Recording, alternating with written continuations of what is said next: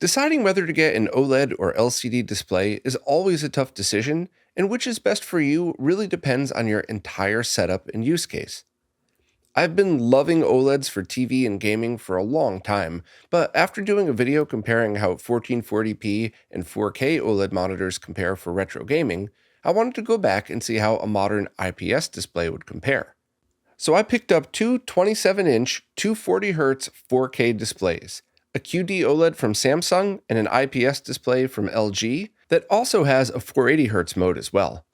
Another really important factor for me is how they'd work as desktop monitors, and I think other people might agree that if you're going to spend a lot of money on a display, you might as well use it as much as possible in multiple scenarios. So, are LCDs still brighter? And is the QD OLED sharp enough to use as a desktop monitor? Can I even use BFI at all on this IPS screen? And which would I choose as my everything monitor? Well, this video is timestamped, so you could just skip to the end to see the conclusion, but I really hope you'll stick with me to see why.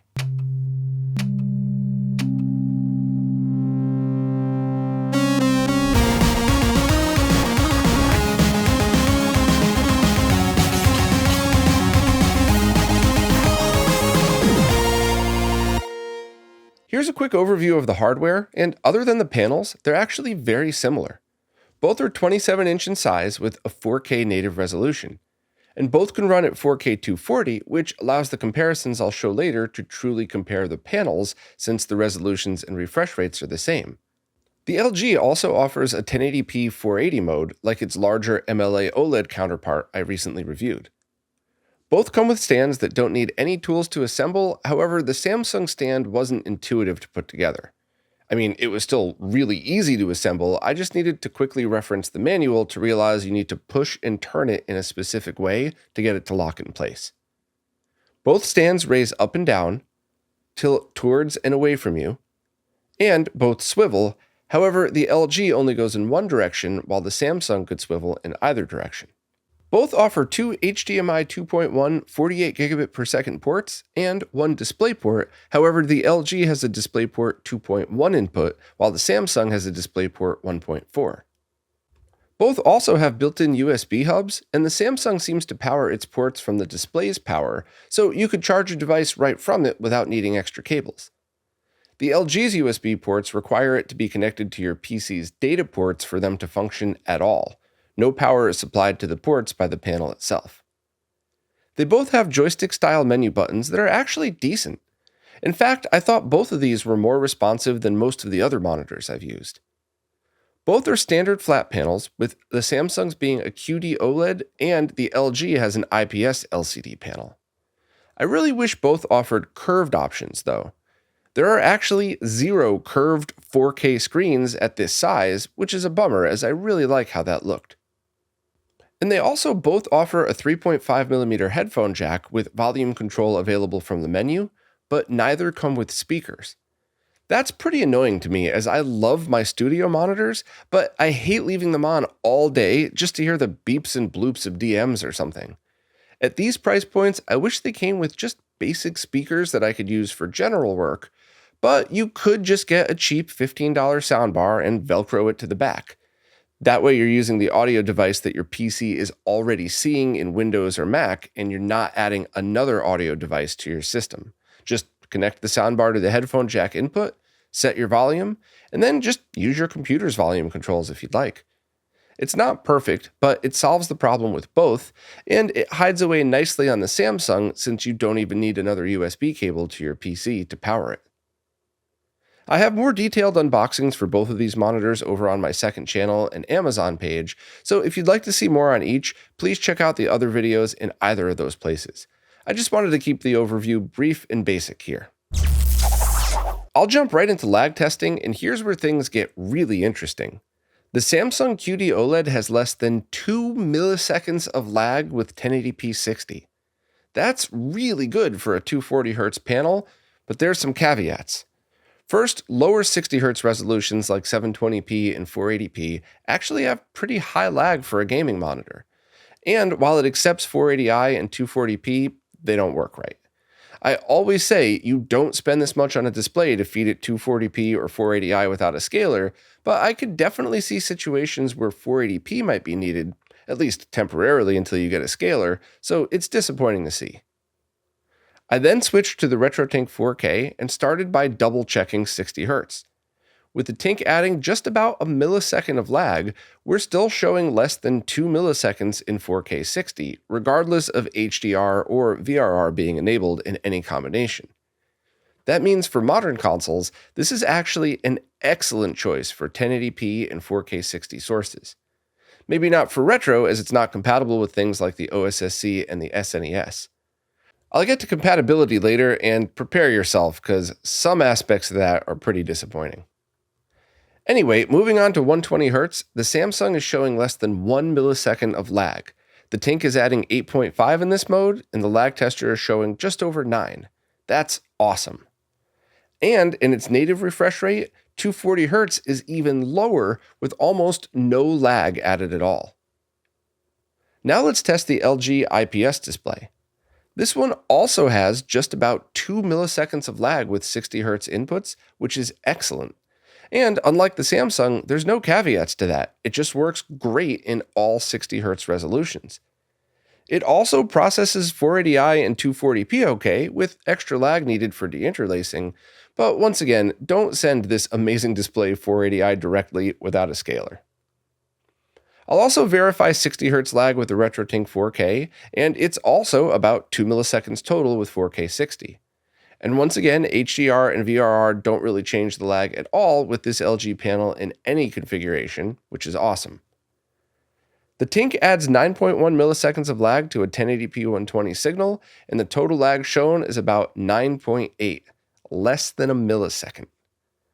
When outputting 1080p 240, the Tink is adding 13.3 milliseconds of lag, and deducting that from the total measured here would make this monitor's lag less than 1 millisecond again. Awesome. The latency on both of these panels are some of the lowest I have ever seen on high refresh rate displays for 60Hz sources, and their higher refresh rate latency is equal to or better than some of the other displays I've tested, so I'm calling it a tie for latency. Both are awesome. As much as I love testing displays for gaming and video-related performance, I really wanted a desktop monitor as well, so I'm going to start by seeing how both compare. First, a quick power test. The IPS screen fluctuated between 25 and 55 watts of power draw, depending on what was on screen. Then settled into about 45 watts with the Blurbuster's map scroll screen running at 240Hz. The QD OLED showed as low as 36 watts, but settled in at around 58 with the same full screen test. According to a free website, that means the QD OLED will cost about $5 more a year to run the IPS in a normal work week, but please double check me on that one, as I'm not a power consumption expert. Now onto brightness testing. My standing desk is in front of a window, so it's usually a very well lit room. I was concerned the QD OLED might not be bright enough to keep up in front of this window, but it was fine. I've been leaving the brightness just over halfway, and while I'm sure I'd need to raise the brightness over time as the panel ages, this should give it at least a few years before I need to crank the brightness up to get it to perform the same way as it does now as it's new. Of course, the IPS display is really bright, and I have to leave it around 50%. No surprise that the IPS is brighter, of course, but the QD OLED absolutely keeps up. I was also curious how sharp text looked, and it is really hard to get examples that match what my eyes saw. I'll do my best, but please remember that you're looking at text clarity in these shots. There could be brightness or color differences, which could just be tweaked in the monitor settings menu, and of course, please try to ignore the very annoying moire pattern that always appears whenever you take video of screens. It's also worth mentioning that I set Windows display settings to 175%. See, I prefer 4K panels for when I need the total resolution when editing, but text is much too small for my aging eyes in that resolution, so I scale. It's an uneven scale, so it won't be perfect, which I actually think will result in a better real-world comparison. Anyway, sharpness on the Samsung seemed to look good at around 75%, which was 15 in the menu. Dropping the sharpness to 0 was blurry as expected, and going all the way up to 20, which is 100% on this display, was a bit too pixelated. Maybe you'd prefer that, but I think 15 or about 75% was the sweet spot on this QD OLED. The IPS panel was definitely sharper though, and I liked it at around 50%. It was blurry as 0, which once again is expected. 100% sharpness was too sharp though, and unlike the QD OLED, this wasn't subjective. There's some weird artifacting with text at 100% sharpness. Maybe it was just because I have window scaling set to 175%, but I definitely preferred the sharpness around 50% for text when in 4K mode. I really wanted to get an apples to apples comparison, so the whole time I was testing, including when writing this script, every 20 minutes or so, I'd swap monitors right in the middle of typing. I had them next to me and had all of the wires left in a way where I could do a swap in about 30 seconds, and I kept going back and forth. After many hours of switching between the two for multiple uses, the IPS display was sharper for text or desktop use, but it was really close. Oh, and also the IPS display has a 480Hz mode that drops the resolution to 1080p. I actually thought this was significantly more blurry than expected and much more noticeable than its OLED counterpart. It's not as bad for gaming, but definitely don't use the 480Hz mode for text, and you're not going to forget. As soon as you see it, you'll immediately know which mode you're in. I want to pause for a moment and clarify a few things. Both of these displays are absolutely top tier, and one thing I truly learned from doing this video is that your eyes will really thank you for getting a decent display, and you absolutely will notice a difference for higher refresh rates even for desktop use, especially if you ever try to switch back to 60 Hz. I mean, I thought my 4K LCD display from 2022 looked great, but after using these, I realized how much it aged and what a big step up these are. I'm just nitpicking between the two because that's my job, but honestly, I just really appreciated having a much nicer display to work on for day-to-day use. And if I have to pick a winner for desktop use, it's the IPS, as I did prefer it set to 50% sharpness with window scaling at 175%. But maybe that's just my subconscious preferring familiarity, as I've always used LCD for desktop use. That said, if you want the QD OLED for other reasons, just know that it'll also be great for desktop use. You will not be disappointed. And brightness made no difference at all in my well-lit room, but that might matter more a few years down the road as these panels age. And I'm still a bit nervous about OLED burn-in from things like the taskbar at the bottom of the screen when using a PC all day long. But if you're watching this video, you're probably like me and are looking for a display for multiple uses. So stick around for the rest of the video and see what other factors might influence your decision, but just know that both of these are great for desktop use. Moving on to gaming, let's rip the band-aid off and talk about compatibility. First, the good. The LG IPS display is compatible with absolutely everything I threw at it with no issues whatsoever. Everything from the OSSC to the Mister and its lowest latency modes worked without any issues. Unfortunately, the Samsung did not like weird retro gaming signals in 60 Hz modes. While the OSSC worked with Genesis, SNEX and 5X mode crashed it. Same with the Mister, as well as even the RetroTink 4K and 5X, unless they were in triple buffer mode. It didn't matter if I enabled VRR or toggled every setting in the menu, nothing would fix compatibility. Heck, I even updated the firmware hoping there'd be some kind of fix, but there just isn't any. And while using a scaler or Mister's buffered modes isn't bad at all, that's the difference between the extra latency on other panels, like that amazing 480Hz LG OLED I showed in the last video. Once I switched the Tink to 240Hz, everything worked perfectly in the low latency modes, but unfortunately that means this QD OLED really isn't a good choice for people who want to feed it retro gaming signals via 60Hz unless there's some kind of buffer, so no OSSC users for anything like SNES or weird arcade boards. If you're using a RetroTink 4K, this might not be an issue at all, since running in 120 or 240Hz at 1080p allows for BFI and other options. Plus, the ultra-detailed CRT mask emulation that takes advantage of the extra 4K resolution isn't nearly as noticeable on smaller displays like these, as the subpixels are simply too close together. So running the RetroTink 4K and 1080p 120 with something like Kuro's PVM profile still looks amazing and is totally compatible. We'll talk about BFI later. I guess retro 60Hz compatibility might be a deal breaker for some people, but it does seem to work with 480p consoles and up, including more modern consoles. So please keep watching just in case. Maybe you'll buy this for use with a Nintendo Switch as well as other retro uses. Next, I wanted to test sharpness, since many people will be using these at a lower resolution in order to achieve the higher 120 and 240Hz refresh rates. Starting with the QD OLED, sharpness at 4K was excellent from 50% all the way up. I think your preference is definitely going to be game specific, but leaving it at about 75% like I did with text should be fine in almost all 4K scenarios. And I'd say with a 1080p source, sharpness looked good from 50 to 100%. I actually like how it sharpened retro graphics at 100% sharpness, but once again, this is usually a preference. Of course, 1080p wasn't as sharp as a native 4K source, but I think overall it did a really good job. Moving on to the IPS display, a 4K source is very sharp as expected. I honestly think 4K sources look great anywhere between 50 and 100%, and I'd probably just leave it at 60 just to avoid any potential artifacts like I saw with text. 1080p sources also looked good anywhere between 50 and 100%, and I actually think retro 1080p graphics looked good with the sharpness all the way up. But I think what people really want to see is how the displays compared to each other, and let's start with 4K.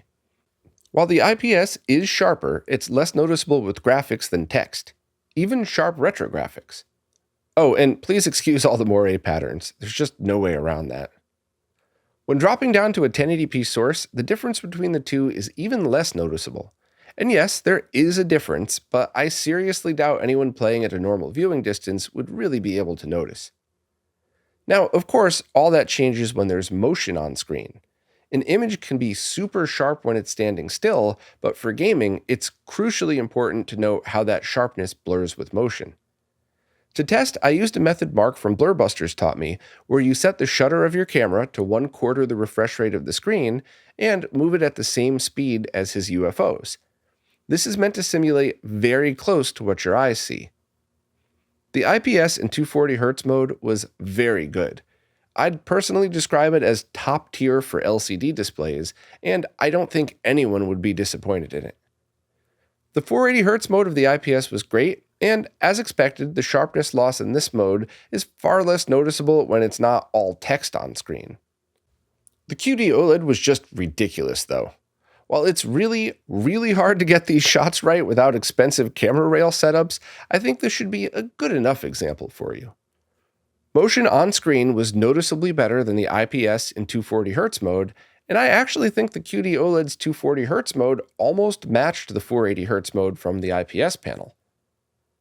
Now, I know these aren't the best visual examples, but I really, truly tried my best. I tried taking 960 frame per second shots like you're seeing here, but I also spent over a week getting hours and hours of footage with different lenses and different cameras, and I just couldn't get the footage to match what my eyes were seeing. Now, of course, neither of these displays are on par with the CRT's motion clarity. That's just not possible with sample and hold displays unless you add BFI, which is what we'll talk about next. I did also test for motion blur with 60Hz sources, and it basically matched what you saw here. The IPS was absolutely excellent for an LCD display, just not as good as a QD OLED. I'll show more 60Hz comparisons in the BFI section next. So overall, I'd say the winner for gaming is the QD OLED, but only if you weren't planning on using it with retro content and their ultra-low latency 60Hz modes. Honestly though, the lag was so low on both of these, and the IPS looked great, so you'd still be very happy if you go with the IPS. I was really curious how implementing black frame insertion could improve motion clarity for 60Hz sources on both of these, and while I was pretty sure it would look great on the QD OLED, I was really curious to see how it would work on the IPS display. Unfortunately, neither of these panels have any BFI options built in, so you'll have to use an external processor like a RetroTink 4K or a PC to add it in manually. Also, please note that BFI will always dim the image, so you'll want to try and use it in conjunction with an HDR mode to brighten it up. Also, BFI introduces a flicker that can bother some people, so if you're photosensitive or if you end up getting dizzy or a headache, definitely stop using it. Always be safe when testing this stuff. The QD OLED panel of the Samsung worked really well with BFI and performed brighter than I expected. I no longer have the other OLED panels I was borrowing for the previous video, but I'm pretty sure the Samsung was equal to or brighter than those when using BFI, even when adding CRT mask emulation. I'd just suggest playing around with the different display modes to see what looks best for you. The only thing to note is the Samsung required VRR to be enabled when using odd timings like 180Hz, otherwise it would glitch. No big deal though, if your processor has BFI abilities, I'm pretty sure it's got VRR capability too. One quick warning about BFI: while it's usually safe to use with OLED displays, it can cause burn-in and image retention with LCD and IPS displays in standard 120 and 240Hz modes. The RetroTink 4K has an LCD saver mode built in that'll turn off BFI, but it could be distracting. That said, 60Hz to 180Hz BFI should actually be safe on LCDs without LCD saver turned on, and it looks great. According to Mark from Blurbusters, the reason it's safe is there's no static electricity buildup with the positive-negative charges because the black frames will get both voltage polarities eventually over the frame cadence, since voltage inversion algorithms are almost always an even-number divisor. Did you get all that? I had to read Mark's message 3 times before it all sunk in. That guy's really smart. Anyway, this is an important thing to remember, as while you might still get temporary image retention on an IPS, that should clear up pretty quickly. Just use your IPS without BFI as much as you use it with BFI, and it should all work out fine. Before using BFI on the LG IPS, you'll need to make some menu option changes. First, with the default settings enabled, the panel will pulse and glitch when BFI is enabled. You'll need to go into the Picture Adjust menu and turn off Deep Black Pro.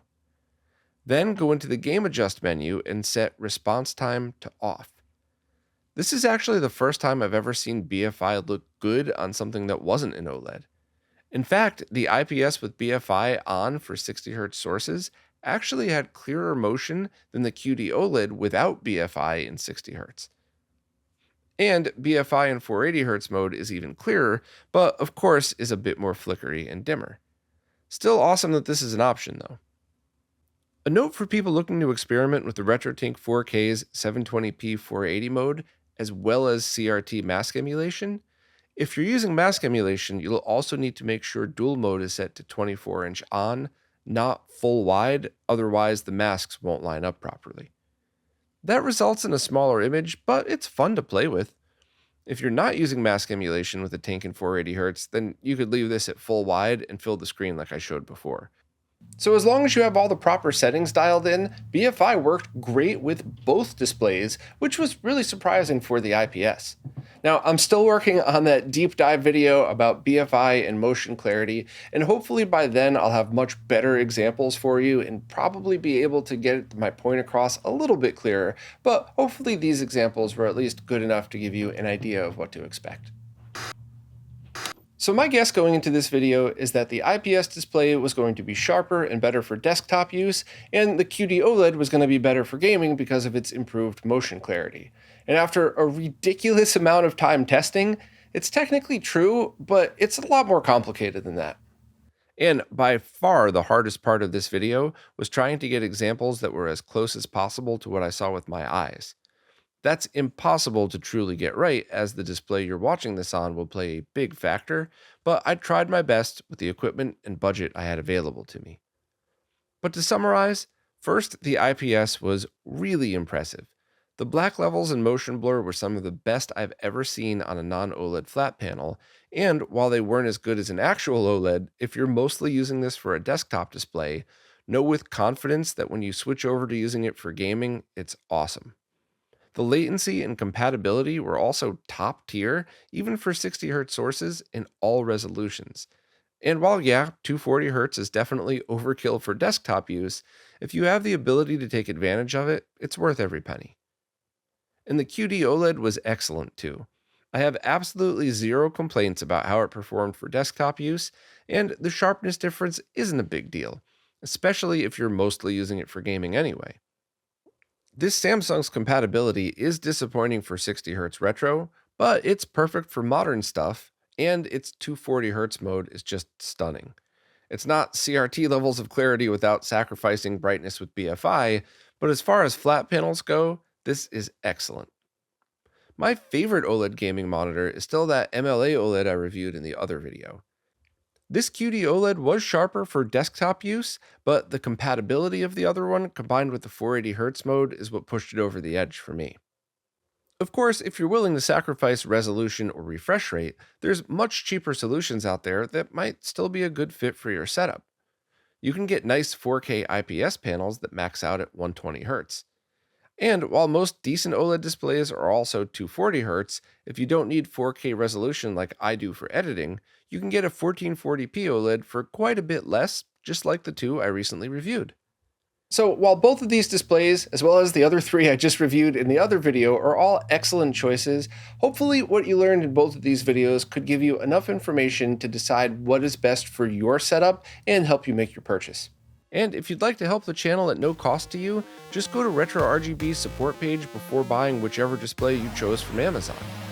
You can click on the general affiliate link at the bottom of the page, and anything you buy at Amazon will give us a small cut with no price difference to you.